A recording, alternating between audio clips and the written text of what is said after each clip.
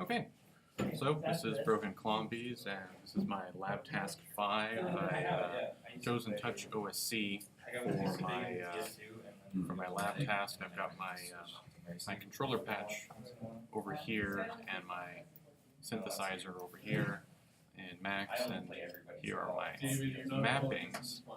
So first off, what I decided to use was just like a default version, one of the default TouchOSC screens. So we've got one screen which is 2 sliders and 12 push pads and 2 toggles, and then another screen which is 6 dials and 5 buttons. And I decided to go with that, not do it customized, because see what I can do if I have some limitations on me. So it's kind of mirrored right here in the controller patch with the sliders and the buttons and the toggles, and then the accelerometer data in its raw form. And how I've got that mapped is for screen 3, which is screen 3 of the TouchOSC, is what mostly controls the abstract synth that I've got here. So if I switch to that screen and then play around with the knobs there, then you can see that we've got 6 knobs controlling these 6 parameters of my synth, but all of them together do a sort of many-to-one with the frequency of the LFO. Pretty simple like that. And then as for the 5 buttons, I decided to create a bits to bytes gain feature. So the bottommost button is 1, and then 2, 3, no, not 2, 1, 2, 4, 8, 16, and then that's converted into the gain, which you can see the gain moving up when I start pressing buttons. So pretty simple like that. And then as for the synth pad and the synth kick, they are mostly controlled on screen 1, which is this one right here. The slider 1, I've got it connected to the fundamental frequency and the rectangle wave frequency shift. So my synth pad, which it was also referred to as a synth kick, or not, synth bass, I don't know, back in lab task 3. So I've got, so just tune the entire pad. The synth pad is on the 9 purple push pads, and basically what I did was, I'll just crack that open, and I'll go over to the patch to which it's contained in. So basically here it's 9 separate rectangle wave synths, and they are all tuned to be like an upper partial almost of the fundamental rectangle. So it receives this frequency that I can slide up and down, and then it's multiplied. And so then this basically makes a like an 8-tone scale with the 9th octave on top, and they're equal in equal intervals. It kind of makes a strange scale, which I like strange. Anything else I need to concern myself with? So we've got, then there's some effects that are just making it a little bit bigger. And then the synth kick is controlled by mostly the 3 green pads, and I've got, I'll actually crack open the synth kick, and the synth kick is, where is it? It's here in this patch. So it's basically a bunch of function objects, one with noise, another with a saw, and then another with a saw, and then combined with another function for the distortion, and it makes a kick sound when you play around with the function. and basically I have it mapped in so that the each button tunes the kick. So the low one, a mid, and a really high one.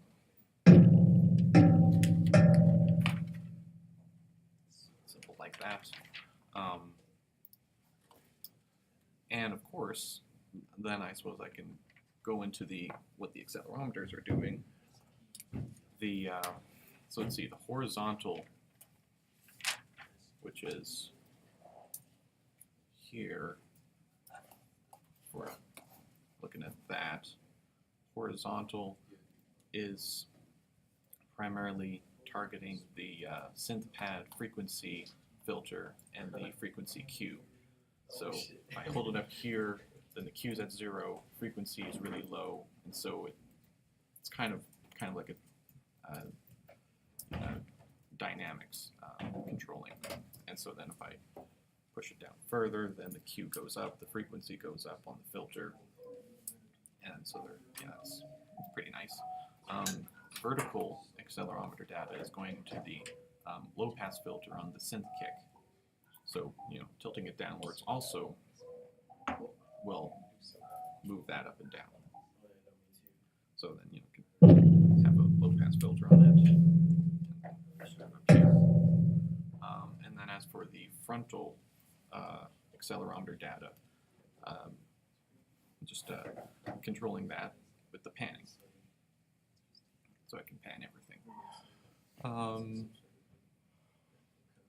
Yeah, so I think that should be about it. So I suppose without further ado, I'll start messing around with it.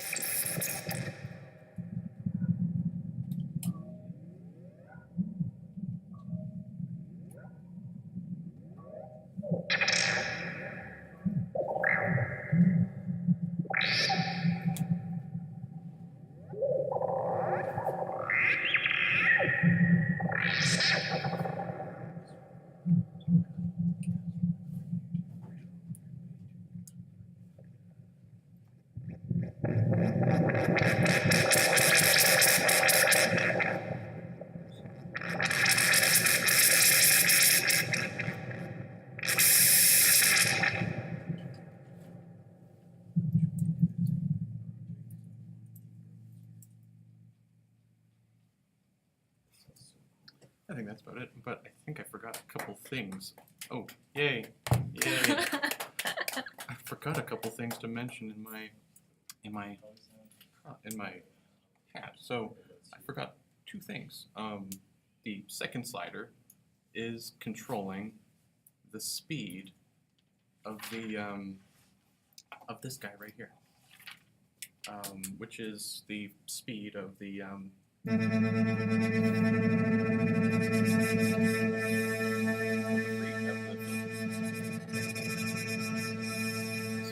that's how I was doing that, and then the two toggles on the bottom. That was I had two settings for the ADSR. So the yellow button controlled the attack delay, and then the blue button controlled the sustained release. And so when both are on, then you get a nice. Then you turn this off, then you get a short release. Turn this off, then you get staccato.